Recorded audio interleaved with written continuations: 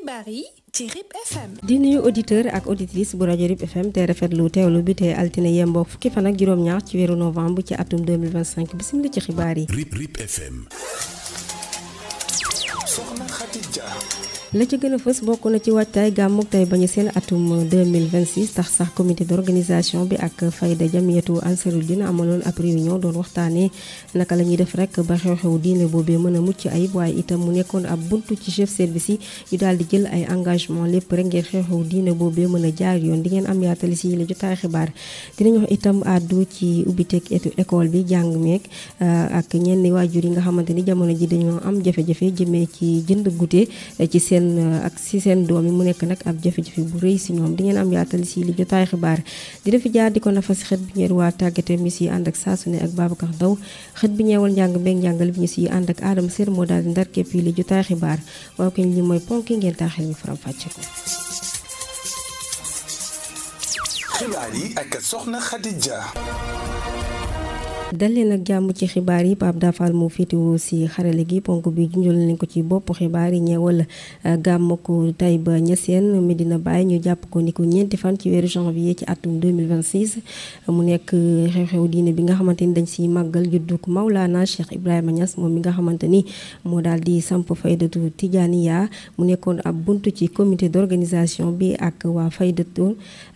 waa jamiyatu Ansarudine ñu daal di dajee niki dimanche bi ñu weesu ca kër Baye Niass doon waxtaane xew-xewu diine boobee yan matukaay lañ si mën a jël waaye itam teg seen i doléance ñi nga xamante ni ñoo di chef service yi ci engagement yi nga xamante ni war nañ koo jël su ko defee xew-xewu diine boobee daal di mën a mucc ayib ñu teew si suñu Mamour Cissé nekk njiital COMAF ci bile élément ak Mame Yacine Diagne. ci lu soxal gàmmuk Taïba Niassène gi ñuy amal at mu nekk lu jëme ci wàccaay bi nag comité d'organisation bu ñu dippee COMAF ak jamiyatu Ansarudine amaloon ab ndaje ngir xoolaat naka la ñu def ba gën a ñoŋal boobu xew-xew diine Serigne Mamour Cissé di njiitu comité d'organisation bu COMAF. alhamdulilah fuglu bi ñu fuglu juddu Serigne bi Mawlana Cheikh Ibrahima radiyallahu anhu ne nga ñu ngi koy séntu le 4 janvier 2026 def nañ tey réunion comité d'organisation bi nga xam ne ñoom ñoo defee tey Taïba ñu taaj leen fii ñuy collaborer ak yeneen commission yi nga xam ne ñoo aju ci COMAF comité d'organisation bi aju ci manifestation activité fayda tijaaniya comme nañu ko taamu di defee at mu nekk ngir ñu ñëw teewee gàmmu gi lee nga xamante ni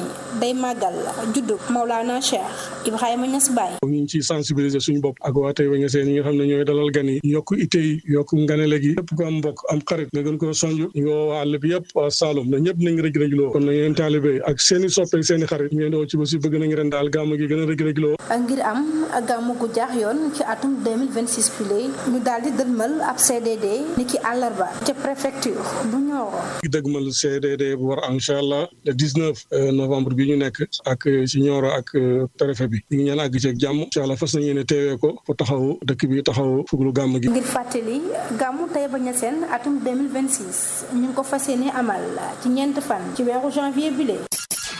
ak RIP FM jot leen xibaar yi ci biir Saloum ak li ko wër. yéen ngi desandi ba tey ci xibaar yi ci rajo RIP FM ponk bi ñu leen ko ci bopp xibaar yi ñeewal guddi yi nga xamante ni waajur yi ñu ngi koy jëndal seen doom yi mu nekk nag lu ama am solo ci xale yi waaye itam nekkit ab jafe-jafe wala sax mu nekk dépense bu bari si waajur yi ñenn ñi nag jàppee na ab plaisir la wala besoin lépp rek ngir maytundiku suukar si waaye nag ñu gis ne ni lu am solo la ndax kat dina tax ñam yooyee dina tëye xale bi ba ni muy wàccee lu ni mel nag ñii di jaaykat yi nga xamante ne ñooy jaay guddi yooyu di ci gis seen bopp bu baax jamono ji reportage Mame Dado Dieng. waa xale yi nag liñ gën a tàmm bokk na ci bonbon yi ak tàngal yi ak jus yi tamit dañ koy jënd maanaam laanaa yeeg yooyu noonu yooyu yëpp dañ koy jënd. loolu nag di xeetu ñam yi nga xamante ne nii rek moom la élèves yi nekkee ci préscolaire bi di faral di jëfandikoo. ñu sukkandikoo ci yaay ji nag ñu fekk ko muy jëndal xaleem ab goûter nee na nag jëfandikoo suukar su ëpp soos yi mën na ànd jafe-jafe xale bi. waaw moom laay jënd léegi moom la ay tàngal ak wala léegi mu jëndi boisson yoolu yëpp yóbbaale dem jàngi nga baaxu daa joxe ay saanak ay bañuy def kareek yoolu mooy loolu. année scolaire bi nekk jamono joo xamante ne nii ju am solo la ci ñii di jaaykat yi ndax nag day doxal seenu mbir. waaw mi ngi dox moom vraiment mi ngi dox parce que boo xëyee jaay ba 5-6 personnes yoo xamante ni ñëpp ay goûter lañ jënd moom macha allah mi ngi dox de. ngir wërtandiku yenn jafe-jafe yi jëmee ci jëfandiku wopp googee ci suukar si ndaw si nag di soññu rek ñii di yaay yi ngir ñu gën a bàyyi xel ñam yi seen doom di jëfandikoo ngir rek gën a mën a ñoŋal seen wàllu wér-gu-yaram. leen ba baax dugalal leen si seen sac bi yóbbaale seen dëkkili bu ñu amee bureau nga defal leen si ndox yóbbaale bañ a nekk de awante lekk yi te awante ndox chaque jour ñu ngi koy déglu ñu ne feebar bu dafa am feebar bu génn bees awante yi moo koy te day wàlle. ci lu soxal jox gëdd wàllu cet gi ñii di jaaykat yi ñoom nag luñ ci xamle mooy ñu ngi ciy bàyyi xel bu baax a baax waaye it gën ko doole rek ngir aar ñii di élèves yooyu. ci bàyyi xel bu baax sax ba fa dañuy def contrôle di xool ndax produit yi ñuy jaay est-ce que périmé wul affaire yooyu parce que tamit jaay lu périmé baax. ñu wax rek àddu ci taw yi ñu jot a enregistré ci semaine bi ñu génn fii si diwaanu Nioro loolee nag jural jafe-jafe bu rëy ñii di baykat yi nga xamante ni yéexal na bu baax seen liggéey jëmee si góob yeeg ñoom seen lu ni mel nag du leen lu dul coppite jaww ji nga xamante ni dafay gën di sooxee liggéeyu baykat yi dañ ci teewlu ñu xam ne Tunkara Njaay. lii di mbay mi nag doon lu am solo lool ci baykat yi rawatina ñu féetewoo fii ci département bu Nioro ñooñu ne nag tey jilee ñu ngi wéy rek dund ab situation bu doy waar jëmee ko ci taw yi ñu nemmeeku ci semaine bii ñu wees. léegi de instant yi ñu ngi ci ndekk bi dugub ji nag moom am na ñoo xam ne pareeguñ ko mais boo ko jaagee noonu bu ci tawee da koy yàq. toll nii jomme yàlla rek léegi moo fi nekk yëfi affaire yi moom day na war lool. ay jafe-jafe yu doy waar ñu daal di koy nemmeeku ci côté mbay mi. waaw asamaan bi moom day indi jafe-jafe lool sax parce que instant yi fi ñu toll nii dëgg fa yàlla rek a xam mais soxla wuñ ndox de nawet moom macha allah loolu daal bëgg a indi inconvénient mais nag yàlla baax na yàlla moom du yàq même ci gerte gi am tawee gerte gi tooy ngooñ mi kenn mën koo bàcc boo koy bàcc day fudd maanaam fa mu wow te wow bi léegi fa mu jël temps da ngay dem di nga naafoon lépp dala ak sero yëpp nga ñàkk ñu weer ko bam defaat ko comme ni nga commencé atoon métti na lool mu ngi doon daal lépp daal li ñu ni di nga ko dix yàlla suñu borom dugub bi tamit moom tamit si laa di noonu rek loolu si jëla laal ndox mu ngi ñu ko fa nga takkoon ko sa pot da nga koy tekkiwaat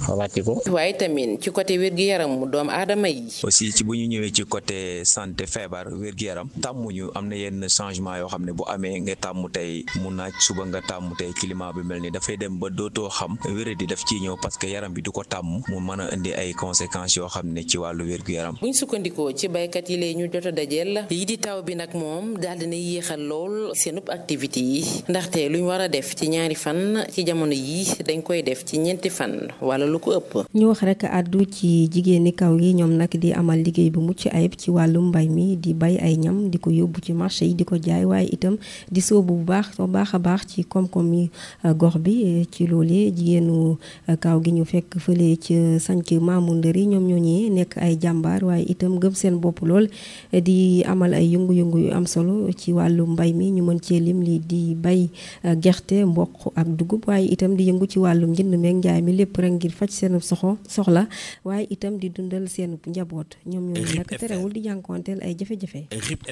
jigéen di kaw gi di amal liggéey bu mucc ayib ci wàllum mbay mi naka noonu ci wàllum njaay mi fële ci sanc Maamu Ndari ay jigéenu jàmbaare waaye itam am jom ñoom ñooñee di yëngu bu baax a baax ci lu nu mel di liggéey di si def seen doole lépp rek ngir mën a faj seen soxla waaye itam dundal seen njaboot. ñun dañu ci mbay ay gerte dugub ak mboq. ñu ci commerce am jaay ay diwlin nag suukar yooyu noonu di jaay ay crème ak dem si lu muy def faraatu nii rek waa dem jaay ay ndugg rek bañ toog daal. ba tey ñoom jigéen ñu jàmbaare yooyee di yëngu ci wàllum natt lépp rek ngir ñoŋal seenub yëngu-yëngu ak tamit mënal seenu bopp. natt waaw daay bokk ay natt kay waaw mu ñu jaay. waaw dañuy bokk ci ay natt kay ay tuur ay. naam sax bu dee ña ngay amal seenub yëngu-yëngu terewul nag ñoom jigéen ñooñee di jànkuwanteel ay jafe-jafe ñu mën cee lim ñàkkum financement gi nga xamante ni daal dinay sooxe bu baax a baax seen gox ba. fii daal suñu jafe-jafe moo tax maanaam financement yi dafa desaat. ñun daal financement moom heure bu dee dañu koy naxee fii rek. jigéen ñi dañ leen jàppale wu dara te dañ leen war a jàppale. fi ne nii xoolal àll bi yëpp lu nit mën a bayal xam nga bu ñu doon keneen mën nañ leen dimbali ci maraîchage mbay noor waaye amuñ ko. ak situation bu doy waar bi nga xamante ni moom la jigéenu sanc Maamu Ndëri di dund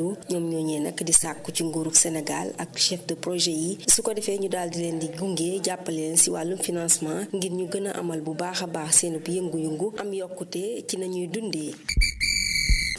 xibaaru tàggat yaram ci RIP FM. Babacar Ndaw lañ siy àndal Babacar maa ngi lay nuyu. maa ngi lay fay di nuyu auditeurs yi nga xamante ni duñu tàyyi di déglu RIP FM yëpp tàggat yaram danañ ko daal di tàmbale ak football moom RDC République démocratique bu Congo daal dina dóor kii di Nigeria si tir au but moo tax na mu am tikkeem nag pour wutal li nga xamante ni moom mooy coupe du monde ginnaaw final bi nga xamante ni am nañ ko sa Rabat digganteem ak Nigeria moom RDC daal dina qualifié si barrage yooyu nga xamante ni moom mooy barrage intercontinentaux tax na rek li nga xamante ni moom la doon xaarandi muy wutaliwaat seen mondial bi si coupe du monde 2026 ñoom congolais yi nag daal dinañ revenir si seen match bi ginnaaw bu ñu leen mënee si commencement bi et avant ñoo imposer rek li nga xamante ni moom mooy tir au but ñi daal di dóor 4-3 et maintenant doon na loo xamante ni luñ mérité la ñoom ñii di RDC danañ wax si leneen muy CAF Haute 2025 Edouard Mendy ak Marco Diouf ñoom nag gisuñu leen benn yoon si liste titre meilleur gardien de l'année démb si dimanche ji nag moom confédération africaine bu football daal dina dévoiler turu ñetti finaliste pour trophée meilleur gardien africain bu année bi mu doonoon li nga xamante ni dañ leen nommé woon ku si mel ni Edouard Mendy ak Marco Diouf ñoom nag duñ ko remporter benn yoon ndax dañ leen daal di jëlee si liste boobu duñ am benn yoon trophée meilleur gardien africain année 2025 du doon Edouard Mendy du doon Marco Diouf ginnaaw bu ñu leen sélectionné si liste 10 gardiens yi ñoom ñaari internationaux Sénégal yooyu nag ñoom dañ leen mujj écarté ki leen écarté moom mooy confédération africaine bu football si 3 finalistes yooyu la instance faîtière boobu nag daal na dévoiler turu finalistes yi ak comme ni ko ñëpp di xamee ak yeneen distinction yi nag ñi gis si ñaari marocain à chaque fois ñoom lañ siy gis Ligue 1 lañ koy continuer laata ñuy jeexal muy Casa Sport bi nga xamante ni doon na nouveau leader Jaraaf moom dañ ko dóor Dakar Sacré-Cœur moom it dafa daanu digganteem ak US Gorée Casa Sport moom daal dina occupé si boppu classement bi ginnaaw victoire bi am digganteem ak ISO kii di US Gorée moom nag daf bokk na si au classement bi moom it ginnaaw démonstration bi mu def digganteem ak Sacré-Cœur dem si dimanche ci rencontre yëpp daal dinañ leen discuter si Ligue 1 bi ginnaaw nul bi nga xamante ni amoon na ko si week-end bi ñu génn nii moom Casa Sport daal dina jëlaat si kanam ginnaaw bu mu dóoree 1-0 kii di ISO club phare bu Ziguinchor boobu occupé na fauteuil leader bi tolloo point ak ki nga xamante mooy US Gorée moom bi nga xamante ni dafa daal di jàpp Dakar Sacré-Cœur daal di ko dóor 4-0 yeneen rencontre yi nga xamante ni am na si Ligue 1 bi bokk na si Guédiawaye bi nga xamante ni moom ak Linguère dañoo def match nul 0 partout kii di ASC Jaraaf Agel moo ko fekk ji dóor ko 2-0 ki nga xamante ni nag moom mooy Tëngéej FC dalal Génération Foot dóor ko 1-0 Stade de Mbour ak Sonacos moo ko fekk ji Stade de Mbour dóor ko 1-0 AS Cambérène moom ak AS Asilam dañoo def match nul 0 partout AS Pikine moom it jàpp Walidaan daal di ko dóor 1-0 boobu fi la ñuy ndar keppe xibaaru tàggat yaram ci lañ jox daje rek weneen yoon. xët bi ñeewal njàng beeg njàngale bi di wax ci altine ji situation bi nga xamante ni jamono ji moom la CEM franco arabe Adji Siga Diop commune bu Niokh di dund nga xam ne ñooñee daal dinañuy tàmbale seen njàngale ci loolee ñuy xam ne ni daal dinañuy wàññi heure yi nga xamante ni moom la ñuy jàngale 6e bi ak 3e bi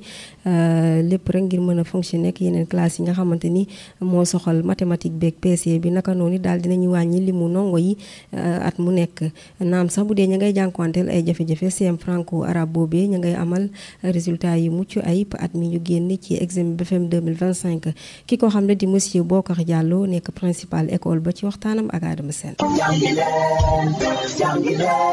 dal leen ak jàmm jàngi mi nag dox na bu yàgg fële ca CEM franco arabe Adji Siga Diop bu nekk fii ci commune bu Niokh si lu ñeel année scolaire 2025-2026 ñoom nag ñu ngi jànkonteloon ab jafe-jafe désherbage ki ko xamle di principal ba di monsieur Bokar Diallo. waaw njàng mi fii ci EFA tàmbali nañ ci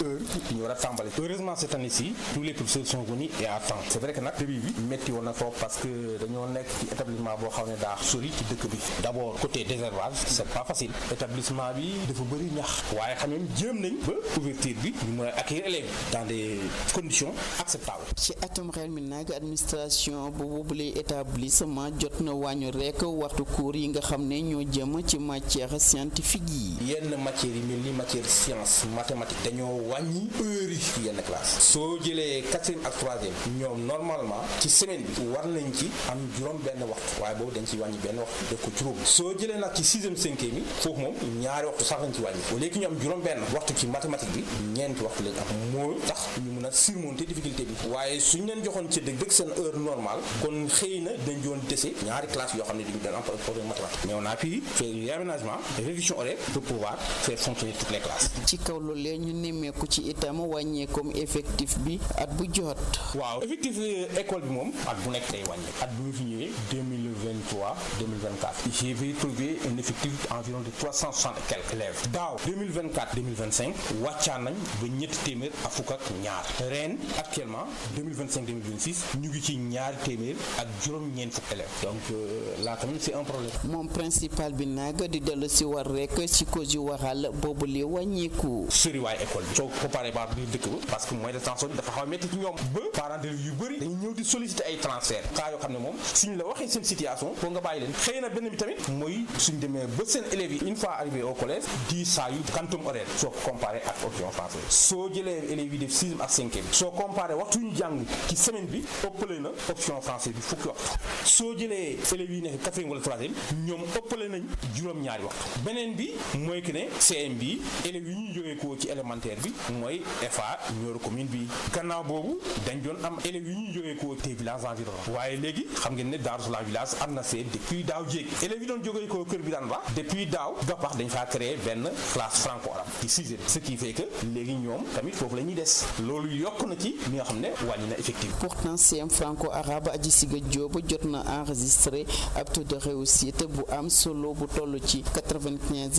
95,83% ci BFEM atum daaw bi bu ñu sukkandikoo ci monsieur Diallo. si je prends l'année de référence en 2024 at bu ñu fi ñëwee 2023 2024 bi taux de réussite bi muy woon ci 83% daaw nag BFEM 2025 bi amoon nañ 95,83% mën naa ne def nañ boo xam ne fukki tomb ak ñaar ak yu tegal la mën naa ne de taux bi c'est satisfaisant et cela je le dois à toute l'équipe pédagogique. ba tax na nag alimentation ndox mi ak tamit courant gi ba tey mi ngi doon ab jafe-jafe waaye itam classe bu bees bi nga xam ne équipe pédagogique bi ak parents d'élèves yi ñoo ko tabax boobu ba léegi yeggagul la. loolu la nekkoon seen page éducation bu ñu leen jagleeloon tey yi ñu leen di jox dig daje altine bi di ñëw.